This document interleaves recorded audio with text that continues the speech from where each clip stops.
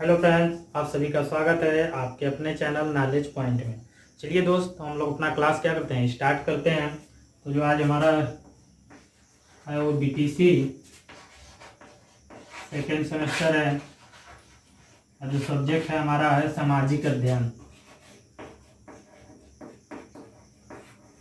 सामाजिक अध्ययन में ठीक हमारा जो सब्जेक्ट है वो क्या है, सामाजिक अध्ययन।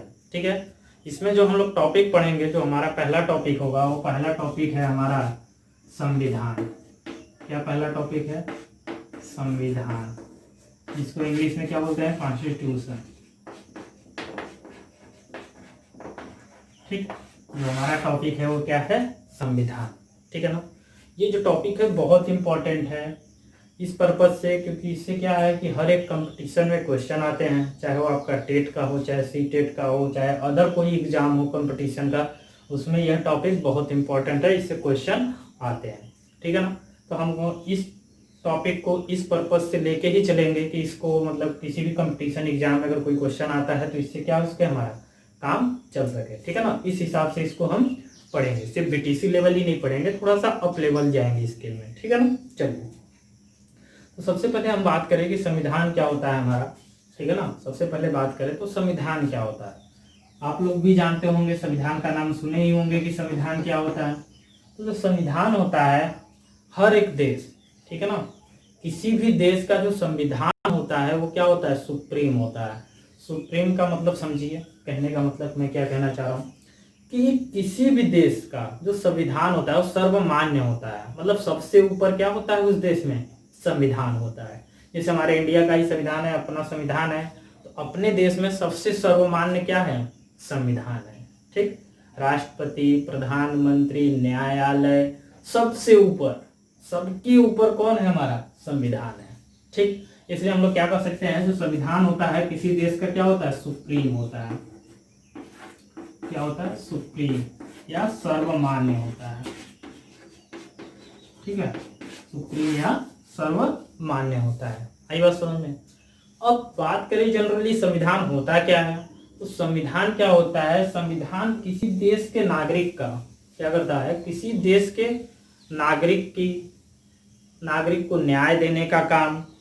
ठीक है ना, उसका अधिकार क्या है, उसकी सीमा क्या है और उस देश का कानून क्या है, यह सब कहाँ से पता चलता है, संविधान से पता चलता है। यानी हम कह सकते हैं नागरिकों के अधिकार, क्या, नागरिकों के अधिकार, सीमा और न्याय, ये सब कहाँ होता है, संविधान में होता है। आई बात समझ में। कहने का मतलब है कि हमारे देश का जो संविधान है वो हमारे अधिकारों और हमारी सीमा, मतलब हमारे क्या क्या अधिकार हैं, हमको क्या मिलना चाहिए, क्या नहीं मिलना चाहिए, कैसा कानून होना चाहिए, क्या नहीं होना चाहिए, ये सब कहाँ होता है, संविधान में होता है। और हमारी क्या सीमा है, मैं कहाँ तक कोई कार्य कर सकता हूँ, कोई कार्य कौन सा कार्य नहीं कर सकता, ये सब सीमा। और हमें किसी भी पर्पज के लिए या किसी भी कार्य के लिए हमें जो न्याय की बात होती है कि हमारा ये अधिकार है, हमको ये न्याय मिलना चाहिए, ठीक है ना, तो वो सब कहाँ पता होता है, संविधान में पता होता है। आई बात समझ में। इसीलिए कहा गया है कि हर एक देश का जो संविधान होता है वो सबसे सर्वमान्य होता है, इसके ऊपर कुछ भी नहीं है। ठीक है ना, चाहे आपका न्यायालय हो, चाहे प्रधानमंत्री हो, चाहे राष्ट्रपति हो, चाहे कोई भी हो, चाहे मुख्यमंत्री, सब के सब इस संविधान के नीचे हैं। इस संविधान को फॉलो हर कोई करता है, इसलिए देश का क्या है, सुप्रीम। आई बात समझ में। चलिए, तो अगर हम लोग अपने संविधान, अपने देश के संविधान की बात करेंगे, तो अपने देश के संविधान को जानने से पहले हम लोग क्या करते हैं, थोड़ा सा इसके हिस्ट्री के बारे में जानते हैं कि संविधान क्यों बनाया गया या कैसे संविधान बनाने की बात आई, तो संविधान कैसे बना, इसमें कितने दिन लगे या कितने समय लगे और कितने लोग इसमें शामिल हुए थे, ये सब बात करते हैं। और कौन इसका अध्यक्ष था, कौन नहीं था, क्योंकि ये सब क्वेश्चन पूछे जाते हैं। ठीक है ना। चलिए, तो अगर हम लोग बात करें थोड़ी सी अपने संविधान की हिस्ट्री की बात करें, इतिहास की बात करें कि हमारा जो संविधान था वो क्या था, तो सबसे पहले एक्चुअली देखिए बात यह है कि जो हमारा देश था, पहले पता है कि ब्रिटिश का गुलाम था। ठीक है ना, तो जब हमारे देश में बात चली, स्वतंत्रता की बात चली, ठीक है ना, तो स्वतंत्रता जब हमें मिला, उसके बाद हमारा संविधान बना। उस संविधान के बनने से पहले, यानी इस संविधान के निर्माण से पहले, जो हमारे देश में जो कानून व्यवस्था चलती थी, क्या चलती थी, जो कानून व्यवस्था चलती थी, जो नियम कानून चलते थे, वो सब किस संविधान या किस अधिनियम के तहत चलते थे। कोई अधिनियम था, ठीक है ना। उस अधिनियम के बारे में थोड़ा सा हम लोग जानते हैं कि वो अधिनियम क्या था। तो वो अधिनियम था 1935 का। क्या था? 1935 का अधिनियम। ठीक, इस अधिनियम के तहत ही क्या होता था, हमारे देश में कानून व्यवस्था चलती थी हम लोगों के संविधान निर्माण के पहले। हमारे संविधान निर्माण मतलब हमारा जब संविधान बना उसके पहले कौन सा अधिनियम चलता था? 1935 का अधिनियम चलता था।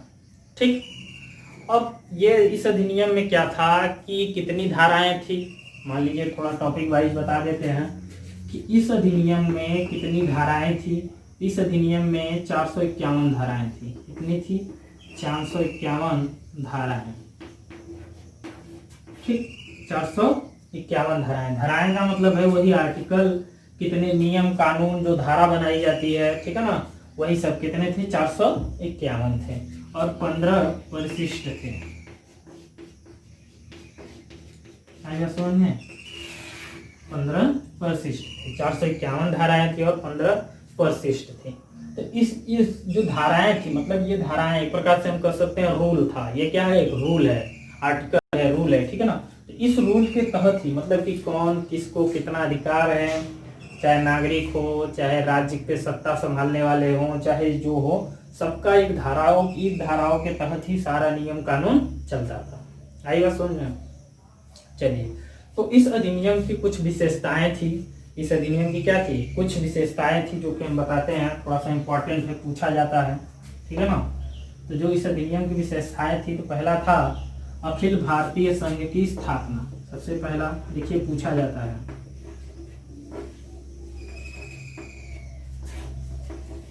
अखिल भारतीय संघ की स्थापना।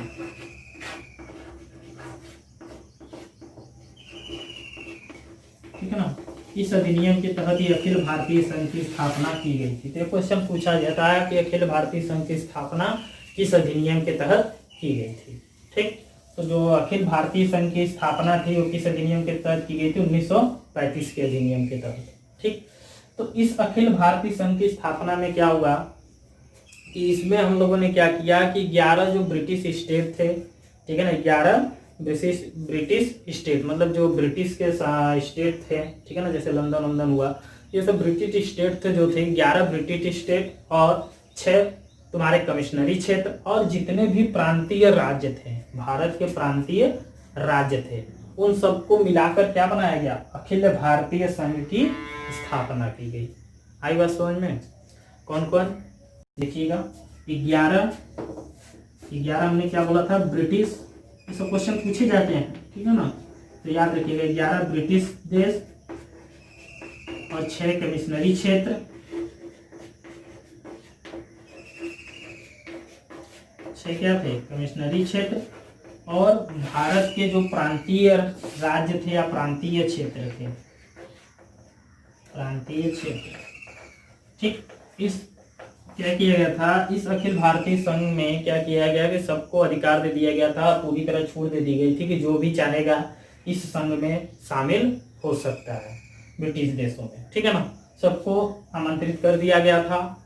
और बस इसमें ये इंपॉर्टेंट पूछा जाता है, लेकिन इसमें क्या था कि जो भारत के प्रांतीय क्षेत्र थे, जो प्रांतीय राज्य थे भारत के, उसको इसमें शामिल होना अनिवार्य था। आई बात समझ? क्योंकि भारत के लिए ही बनाया जा रहा था। अखिल भारतीय संघ की जो स्थापना की जा रही थी वो भारत के लिए की जा रही थी, इसलिए यहाँ के प्रांतीय क्षेत्रों या प्रांतीय राज्यों को इसमें शामिल होना क्या था? अनिवार्य था। आई बात समझ में? दूसरा पॉइंट है इसमें, दूसरी इसकी जो विशेषता थी वो क्या थी? प्रांतीय स्वातंत्र्य। मतलब प्रांतीय स्वातंत्र्य का मतलब समझिएगा क्या होता है, बताते हैं, ठीक है ना। इतनी बात समझ में आ रही होगी। देखिए थोड़ा सा ये टॉप टॉपिक तो है, क्योंकि इसमें क्या होता है ना क्योंकि ये थोड़ा सा बीटीसी लेवल के ऊपर का है। मैंने बोला कि पहले मैं कुछ ऐसे क्वेश्चन इसमें बताता चलूंगा जो आपके TET, CTET, other exam, other कोई भी कंपटीशन एग्जाम देंगे इससे क्वेश्चन आता है, टॉपिक ही ऐसा है, ठीक है ना। तो इसलिए मैं थोड़ा सा अपर लेवल भी बात करूंगा, इसलिए थोड़ा सा आप लोगों को बोरिंग भी लगेगा, ठीक है ना, लेकिन ये काम की बात है। ठीक, हमने क्या बोला कि इसमें दूसरा जो इसका पॉइंट था, प्रांतीय स्वातंत्र्य को समाप्त कर दिया गया। प्रांतीय स्वातंत्र्य को क्या कर दिया गया, समाप्त। मतलब कि जैसे पहले क्या था, हर प्रांत में किसी का अपना शासन होता था, कोई राजा होता था, कोई महाराजा होता था, उसका अपना एक क्या किया गया था, अपना एक शासन होता था कि उसका राज्य है, इस राज्य में वो सत्ता रखेगा, अगले राज्य में ये राजा है वो सत्ता रखेगा। ये सब इस समय हटा दिया गया था, ठीक है ना। इसके तहत क्या किया गया, प्रांतीय स्वातंत्र्य को हटा दिया गया। इसको हटा के एक नियम कानून, एक संविधान या एक संवैधानिक सत्ता का क्या किया गया, निर्माण किया गया। भाई बात समझ में, यहीं से हमारे संविधान का निर्माण क्या हो गया था, शुरू होना, मतलब संविधान का बनना एक प्रकार से कहा जाए तो यहीं से स्टार्ट हो चुका था, ठीक है ना। क्योंकि सारे के सारे प्रांतीय स्वातंत्र्य को हटा दिया गया, पूरे देश में एक नियम कानून लगा दिया गया, जिसे एक संवैधानिक सत्ता बताया गया कि संवैधानिक रूल होगा, संवैधानिक सत्ता होगी, जिसके आधार पे सारे के सारे देश का नियम कानून क्या होगा, चलेगा।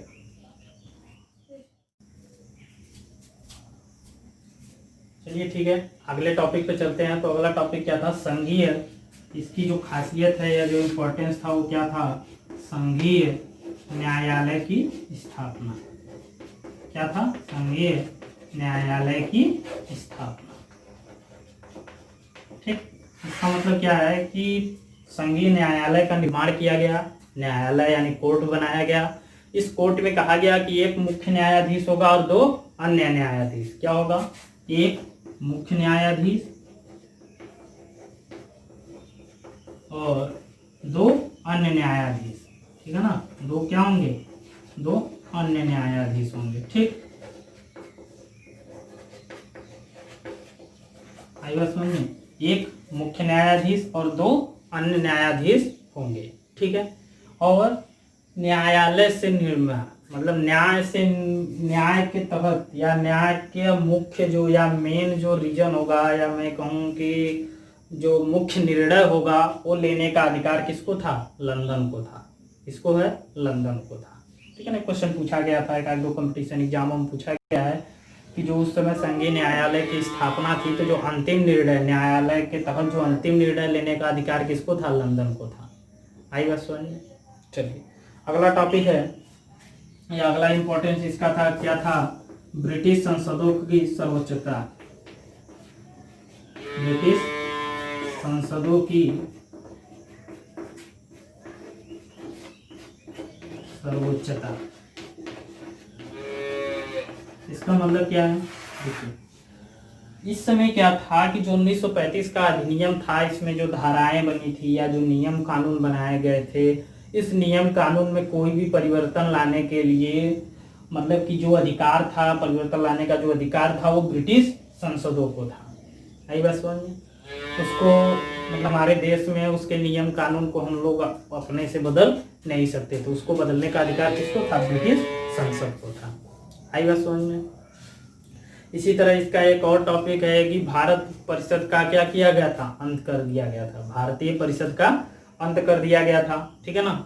और क्या किया गया था, सांप्रदायिक जो निर्वाचन था, सांप्रदायिक निर्वाचन का क्या किया गया था, विस्तार किया गया था।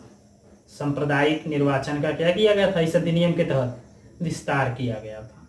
आई बात समझ में।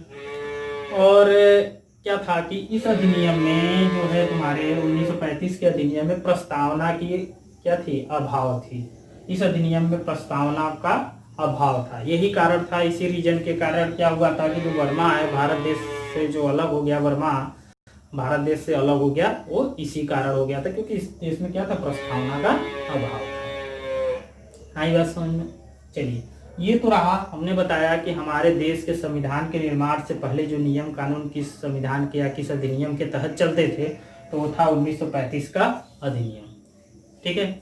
अब बात करें कि अब हमारा जो स्वतंत्रता था, कि मतलब हमें स्वतंत्रता चाहिए, तो हमारे जो 1947 का क्या था, भारतीय स्वतंत्रता अधिनियम था, ठीक है ना। इसके बाद जो अधिनियम आया वो कौन सा आया, 1947 का अधिनियम आया, जो हमारे स्वतंत्रता का अधिनियम था, ठीक है ना। चलिए अब उसकी बात करते हैं। देखिए क्या था, अभी हमने 1935 का अधिनियम पढ़ा, अब बात करते हैं 1947 के, 1947 का स्वतंत्रता अधिनियम, ठीक।